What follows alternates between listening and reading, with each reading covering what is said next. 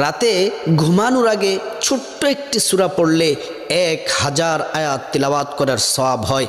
আল্লাহ রসুল সাল্লাল্লাহু আলাইহি ওয়াসাল্লাম সাহাবাদেরকে বললেন, হে আমার প্রাণের সাহাবারা, তোমরা কি প্রতি রাত্রে 1000 আয়াত তিলাওয়াত করে কি তোমরা ঘুমাতে পারবে?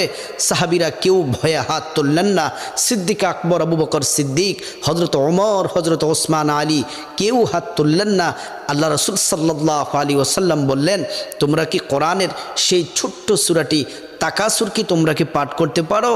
আবু বকর সিদ্দিক হাত তুললেন, ওসমান আলী, তালহা, সাদ বিন আবি ওয়াক্কাস প্রত্যেকটা সাহাবী হাত তুললেন।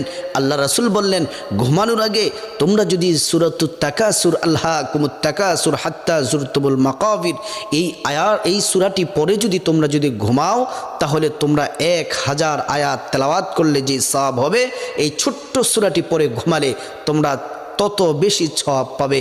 আল্লাহ তাআলা